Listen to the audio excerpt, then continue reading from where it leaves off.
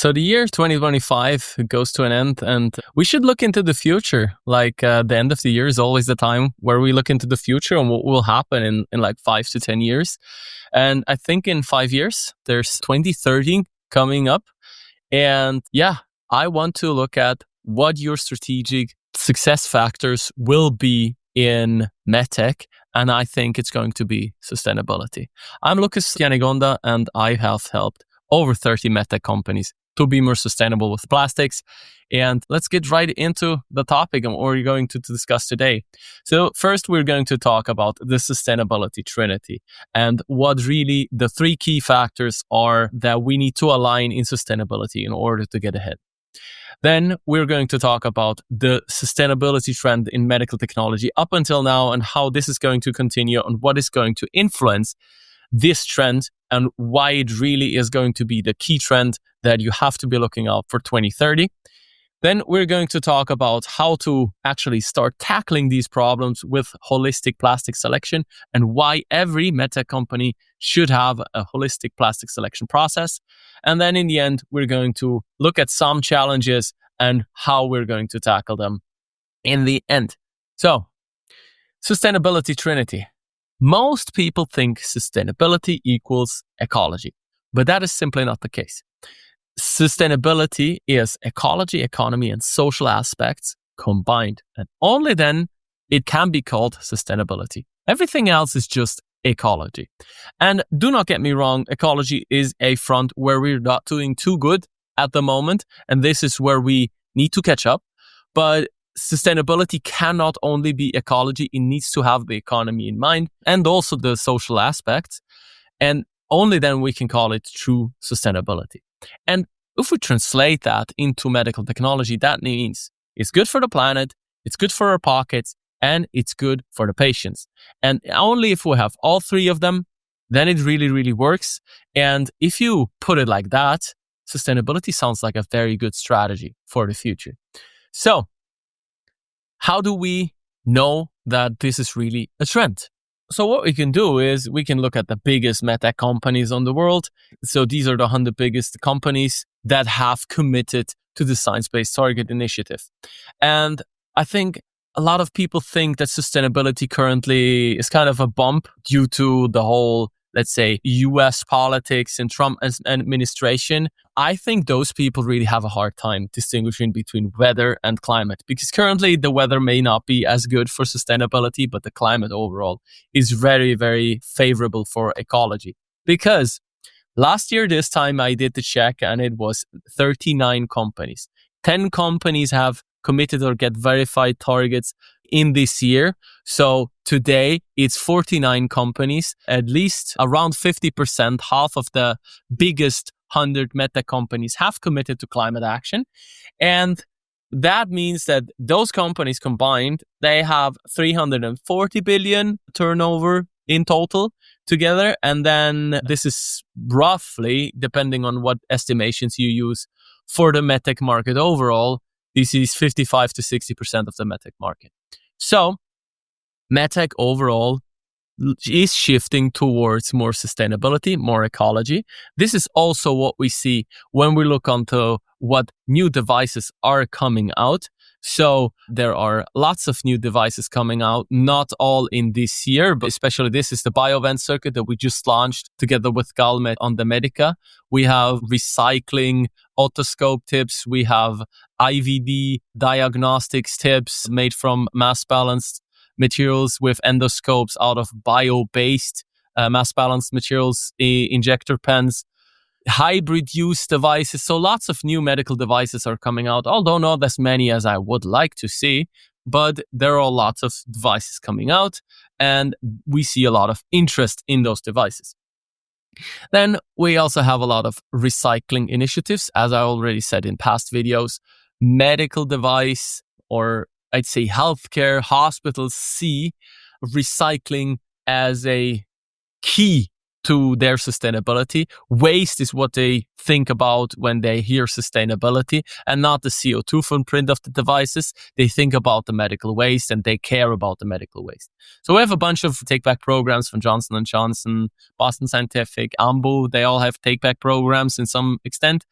And then there are also other initiatives like Remit, Recipen, and others who are working on this recycling front. So definitely sustainability is a topic in MedTech, but how will this be influenced in the future? And I just want to give you some food for thought here on why I think that this will play a greater and greater role until it really is a strategic topic for your top management in the future.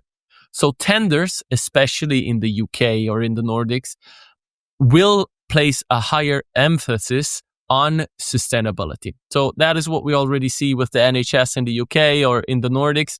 Sustainability metrics will be introduced into tenders. That means that if you can compete on price and on patient outcome, sustainability is going to be your tiebreaker. So you're going to lose out to more sustainable devices if you don't do it. And then secondly, we have the ESPR, the Eco Design for Sustainable Product Regulation, that will be coming for MedTech, because the ESPR is a framework that mandates eco design overall for all products, and then each sector is going to get their specific requirements. And MedTech is, of course, not on the top of the list. They're starting with the textiles, they're starting with the consumer electronics. But I think in the next 5 years, they're going to start implementing these for MedTech. There's no exemption for MedTech, and in the medium term, we will see an implementation. I think it's going to be an update of the MDR with eco design requirements built right into the MDR. I think this is a best case scenario, but I don't really know. There could be some other regulation coming our way. I hope it's an update of the MDR, since then we only have one regulation. And there are a lot of things that speak for this as a solution, but we will see how this is about to come. I think it's going to come. How, that is the question. Then the PPWR exemptions that we currently have for primary packaging, they are flexible. The PPWR also is a framework, meaning we can have a lot of delegated acts that fine-tune recycling content, exemptions, and all of that stuff. Meaning that we could see in 2034, we could see that the assessment says, the recycling quality now is good enough so that you medical folks can also use recycling content in your packaging. So that is certainly a possibility. So you should be prepared for the implications of the PPWR. Even if you're currently exempted, you should be building up to that, because it's very likely that this is also going to come for you. Then, how do I know this? How do I know that the market agrees with me? I have talked to a lot of people, namely since August, 55 companies in the MedTech space, and I always ask them two questions. Do you think that regulatory requirements for eco design in medical technology will become stricter in the future? And if so, when will they come into force? And the answers are like this. So funnily enough, the answers here are in German. I couldn't translate them, but this is a no. And I have no people who think that it's not going to be stricter. Maybe this is because the people who think it's a no will not even talk to me. That is certainly a possibility. But of those 55, I think a third of them thought that it's going to be around the 5-year mark. And this is how I come to the 2030 mark. Some of them also think it's going to be a little more than the 5 years, so 7 years, so 5 to 7 years. So 32-ish could be a good guess.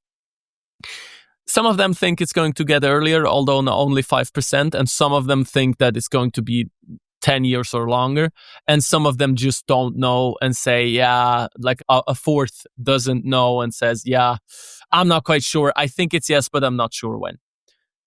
Good. So what does that mean? In the next 10 years, sustainability will become compliance, at least in Europe. And if you want to make your medical devices future-proof, you should be starting now, because building knowledge takes time, developing product takes time. And you know how long you take to develop a product. And of course, there's going to be derogation periods where you will have the time, but starting when everybody else is starting is probably not a good idea in order to get you an advantage on the market. So, why then is plastic selection so essential for this? Very easy. You have 90 to 95% of the CO2 emissions in MedTech typically come from scope 3. We had this Swiss MedTech net zero roadmap where they did a survey of 7 model companies. And what they found is 45% is from the product use phase. So the downstream scope 3, which is mainly electricity. So if you sell a ventilator or things like that, the use time energy that they use over the lifetime is usually 10 times greater than the CO2 footprint you put in for production. That's just a rule of thumb.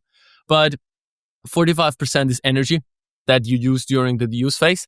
And then 48%, so even more than that, is materials. So materials is the single biggest point that you have. Around half of your CO2 footprint is just materials.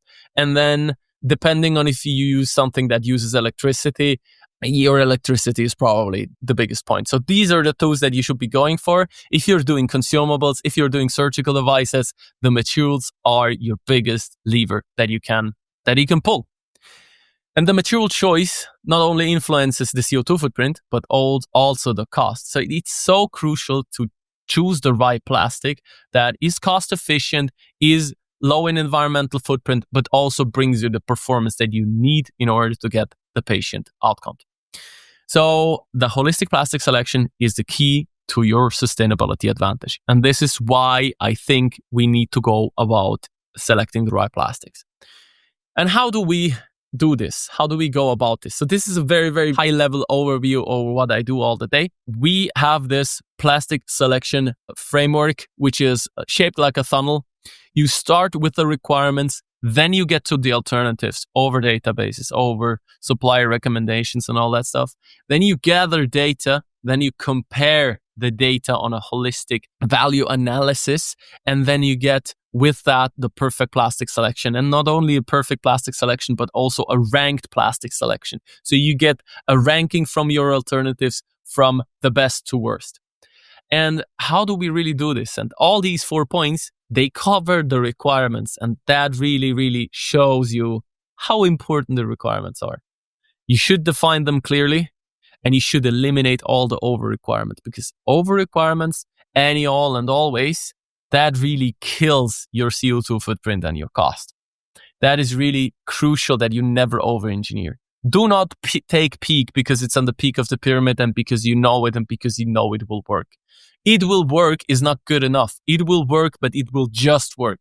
It needs to be at the edge where it can work, but it needs to be not over that. If you over-engineer, you will have unnecessary cost and unnecessary CO2 footprint.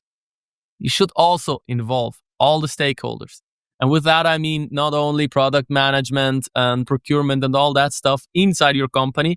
I'm talking about your contract manufacturer. I'm talking about the hospital. I'm talking about the waste management, the nurse, the physician, everybody who's touching your product. They need to have a very smooth experience with it, because sticking points will kill the adoption of your product. So if you're having some fancy new sustainable hybrid use device, but the thing is just clunky and not sticking together and causing a lot of weights and a lot of broken products, that's just not how this should be done. If you're thinking about a multi-use device, how will this be reprocessed? Who can reprocess that? Can the hospital reprocess it themselves? Is there a business model behind this? And what materials are really needed in order to make it reprocessable? And does that increase my cost or sustainability impact to an unjustified degree? You'll have to think in a system. There's system thinking at work here.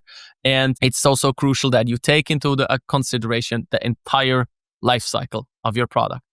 And then in the end, you should choose the material and the option, the design with the best cost to benefit ratio, meaning sustainability, technical requirements and all of that. That is a benefit, and the best cost to benefit ratio should be chosen. And our framework helps you do that.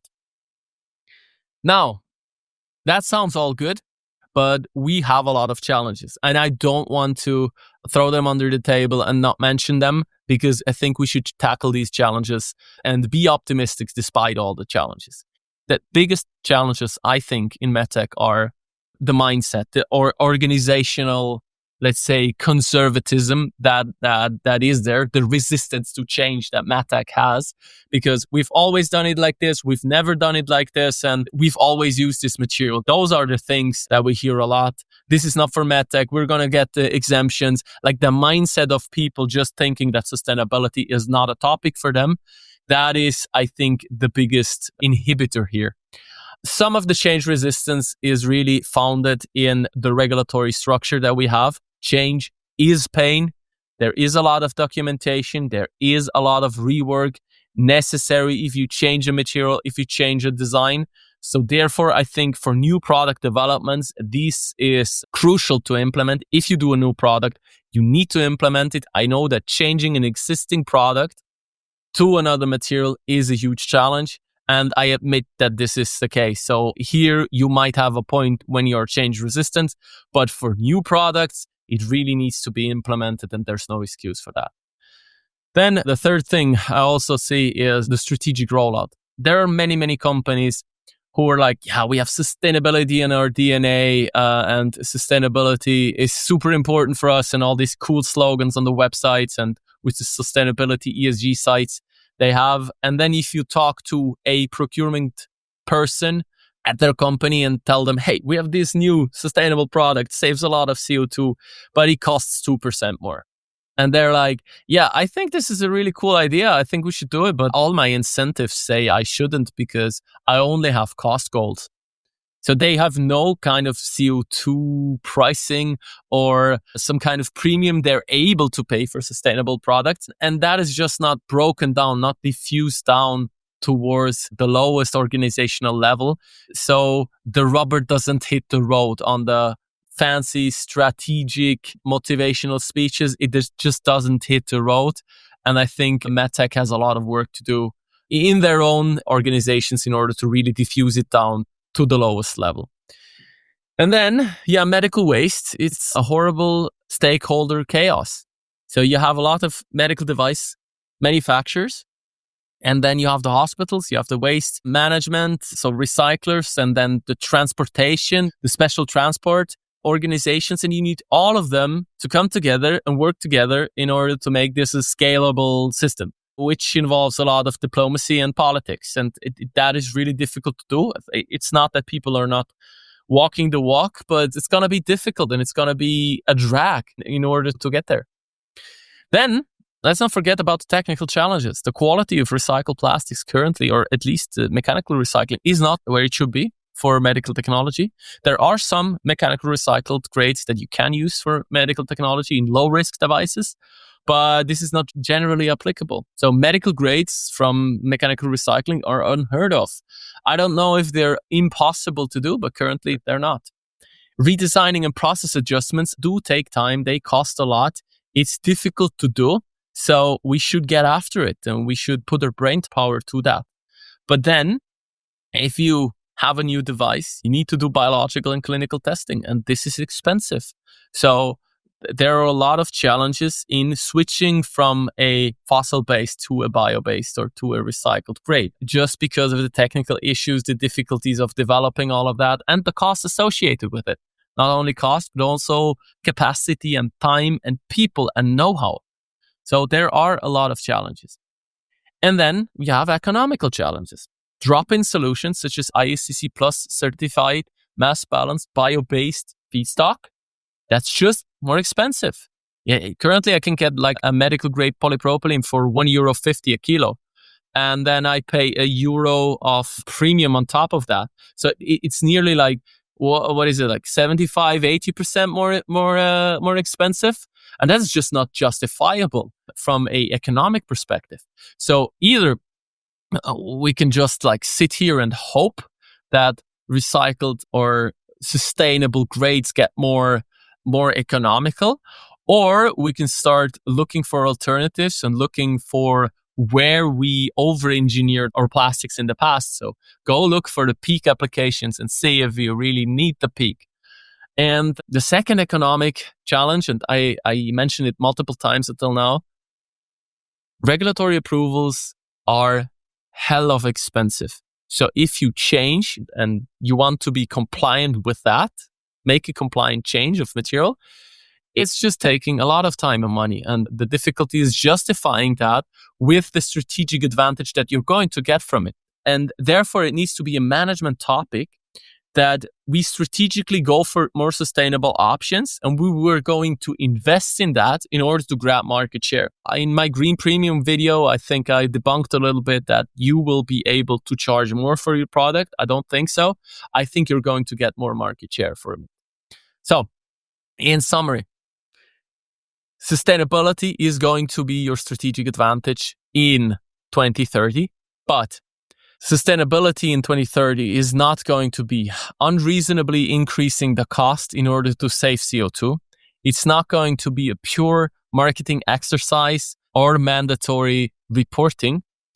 It's going to be future-proofing your devices, reducing cost and CO2 footprint relentlessly, keeping the patient outcome always in mind and in the center, and simplifying your processes, making smart devices and smart business models. And if you can achieve all of that, sustainability is going to be your strategic success factor and advantage in 2030. So if you are a MedTech company and you want to have a sustainability strategic advantage in 2030, you go down in the description and click the link. And there's a video who will explain how we can help you choose better plastics for your application.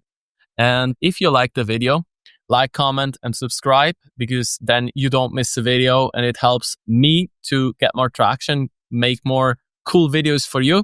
And YouTube will also show you more videos like these, because YouTube then knows what you like and what you don't like. If you want to request videos or if you have questions, just write them in the comments below and I will read all the comments and see that we can bring videos to you that generate value for you. Thank you very much for watching and have a very good one.